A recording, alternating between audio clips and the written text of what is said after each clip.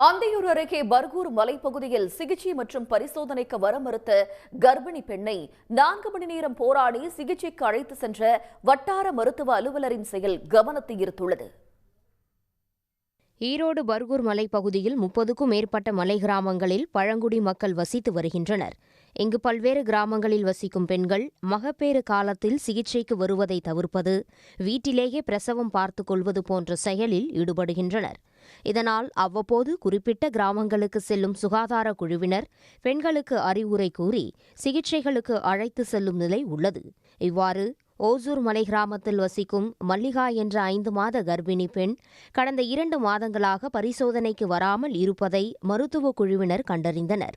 அவரின் வீட்டிற்கே சென்று கர்ப்பிணி பெண் மல்லிகாவை பரிசோதனைக்கு அழைத்தபோது அவர் குன்றின் மீது ஏறிக்கொண்டு வர மறுத்து அடம்பிடித்துள்ளார். அப்போது வட்டார மருத்துவ அலுவலர் சக்தி கிருஷ்ணன் கர்ப்பிணி பெண் மல்லிகாவுடன் பேச்சுவார்த்தை நடத்தி அறிவுரை கூறினார்.